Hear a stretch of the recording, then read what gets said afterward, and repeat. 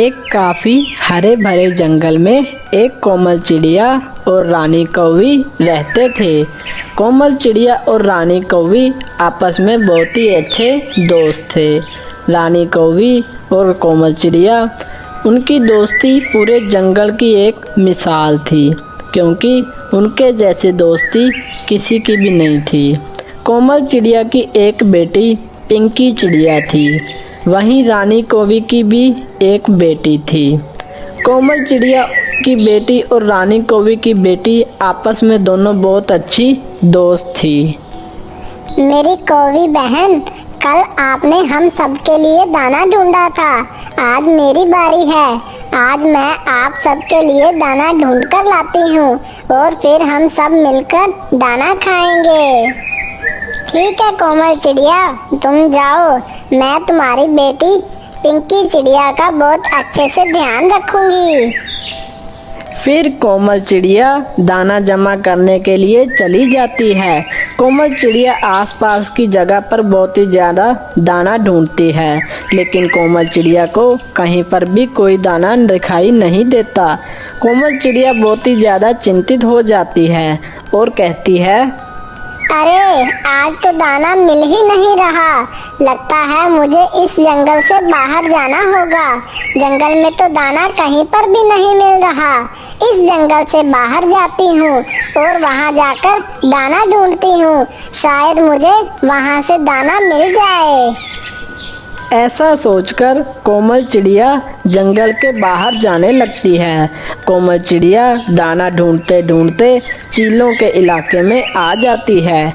कोमल चिड़िया दाना ढूंढ ही रही होती है कि कोमल चिड़िया देखती है कि एक छोटी चील अपने घोंसले पर अकेली बैठी होती है और वहीं उस छोटी चील के पास बहुत बड़ा सांप भी बैठा होता है और उस चील को खाने ही वाला होता है। कोमल चिड़िया उस चील को बचाने के लिए फौरन उस छोटी चील के पास आ जाती है। अरे अरे सांप भैया, आप इस छोटी चील को छोड़कर यहाँ से चले जाइए, वरना मैं इसकी मम्मा को बुलाकर ले आऊंगी और बड़ी चील आपको मार मार कर लहूलुहान कर देगी, फिर आप मुझे मत कहना। चिड़िया की बात सुनकर सांप बहुत ही ज़्यादा डर जाता है और वहाँ से चला जाता है। फिर वहीं पर एक बड़ी चील भी आ जाती है और उस सांप को जाता देख कोमल चिड़िया को वो चील कहती है, अरे चिड़िया बहन, तुम्हारा बहुत बहुत शुक्रिया, तूने मेरी इस छोटी चील को बचा लिया, वरना वो सांप तो मेरी छोटी चील को मारकर खा जाता। अरे नहीं नहीं चील बहन, अगर आज मैं आपकी चील को ना बचाती तो भला यहाँ आकर आपकी छोटी चील को कौन बचाता। अरे अरे, तुम तो कोमल चिड़िया हो ना, जो हमारे पास वाले जंगल में रहती है। हाँ चील बहन, मैं कोमल चिड़िया हूँ और मेरी एक बेटी भी है जिसका नाम पिंकी चिड़िया है। हाँ हाँ, मैंने तुम्हारी पिंकी चिड़िया को भी देखा है, वो बहुत ही ज्यादा सुंदर है। अच्छा अच्छा चील बहन, मैं अभी चलती हूँ, मुझे अभी दाना भी जमा करना है। वहाँ पर कौवी रानी और पिंकी चिड़िया भूखी बैठी हैं। इतना कहकर कोमल चिड़िया वहाँ से चली जाती है। कोमल चिड़िया दाना जमा कर अपने घोंसले में वापस आ जाती है और सारे वो दाना मिलकर खाते हैं और अपना पेट भरते हैं। फिर अगले दिन जब कौवी रानी की दाना ढूंढने की बारी होती है तो कौवी रानी कोमल चिड़िया से कहती है, कोमल चिड़िया, आज दाना जमा करने को मेरी बारी है, इसीलिए मैं दाना जमा करने के लिए जा रही हूँ। तुम मेरी रानी कौवी का अच्छे से ध्यान रखना। हाँ हाँ कौवी बहन, मैं आपकी रानी कौवी का अच्छे से ध्यान रखूंगी, आप दाना ढूंढने के लिए चली जाओ। इतना कहकर रानी कौवी दाना ढूंढने के लिए चली जाती है। फिर कोमल चिड़िया के सामने ही रानी कौवी और कोमल चिड़िया खेल रहे होते हैं। फिर अचानक कोमल चिड़िया की आंख लग जाती है और वो खेलते खेलते वहाँ से चले जाते हैं। रानी कौवी और पिंकी चिड़िया खेलते खेलते जंगल से बाहर जाने लगते हैं और यह बात कोमल चिड़िया को नहीं पता थी। पिंकी चिड़िया और रानी कौवी खेलते खेलते उस चील के इलाके में आ जाते हैं और एक पेड़ पर जाकर बैठ जाते हैं। उन दोनों को नहीं पता था कि यह चीलों का इलाका है। पिंकी चिड़िया रानी कौवी से कहती है, हे रानी कौवी, मुझे बहुत जोरों से प्यास लगी है। मैं जरा कहीं से पानी पीकर आती हूँ। तुम यहीं पर बैठना, कहीं मत जाना। मैं बस यूं गई और यूं आई।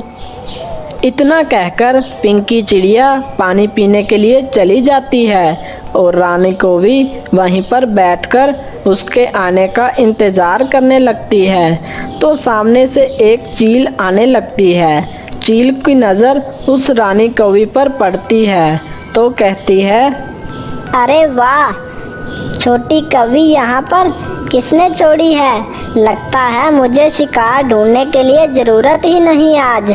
मैं इस छोटी कौवी को खाकर अपना पेट भर लूंगी। चलो जल्दी से इस छोटी कौवी के पास जाती हूँ और उससे अपना आज का शिकार बना लेती हूँ। फिर वो चील छोटी कौवी को खाने के लिए उसके पास आ जाती है। फिर क्या था, वो चील रानी कौवी पर हमला कर देती है और उसको मारकर खाने लगती है। फिर वो चील रानी कौवी को थोड़ा सा खाकर वहाँ से चली जाती है। कुछ देर के बाद जब पिंकी चिड़िया पानी पीकर वापस आती है तो पिंकी चिड़िया यह सब देखकर बहुत ही दंग रह जाती है। अरे अरे, इस रानी कौवी को कौन खाकर चला गया? अरे अब मैं कौवी आंटी को जाकर क्या जवाब दूंगी? फिर पिंकी चिड़िया की नज़र एक चील पर पड़ती है। वो चील वहाँ से जा रही होती है। पिंकी चिड़िया समझ जाती है कि यह काम इस चील का ही है। अरे लगता है इस चील ने रानी कौवी को अपना शिकार बना लिया। अरे अब मैं क्या करूं? अब कौवी आंटी को जाकर क्या बोलूंगी? चलो चलती हूँ अपने घर, कुछ तो बोलना ही पड़ेगा कौवी आंटी को। इतना कहकर पिंकी चिड़िया अपने घोंसले में वापस आ जाती है। पिंकी चिड़िया देखती है कि वहाँ पर रानी कौवी भी होती है। अरे अरे पिंकी चिड़िया, तुम कहाँ चली गई थी? तुम्हें पता है कि हमें कितनी चिंता हो रही थी। तुम्हें हमें बताकर जाना चाहिए था। हाँ पिंकी चिड़िया, रानी कौवी कहाँ है? वो भी तुम्हारे साथ ही गई थी ना? पिंकी चिड़िया बहुत ही डरते डरते कहती है, अरे कौवी आंटी, मैं आपको क्या बताऊं, हमारे साथ बहुत ही बड़ा हादसा हो गया है। अरे पिंकी चिड़िया, क्या हादसा हो गया है तुम लोगों के साथ? जल्दी बताओ क्या हो गया है तुम लोगों के साथ?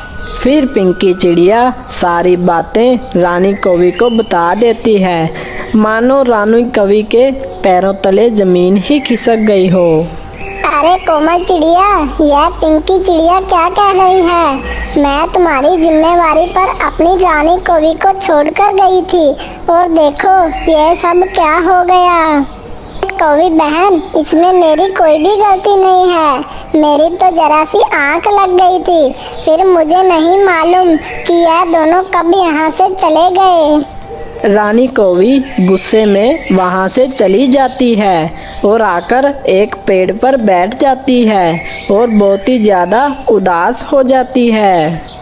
मुझे लगता है कोमल चिड़िया ने जानबूझकर मेरे साथ ऐसा किया है।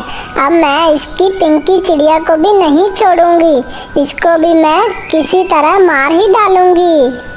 रानी कौवी के दिमाग में एक योजना आती है और रानी कौवी वहाँ से चली जाती है।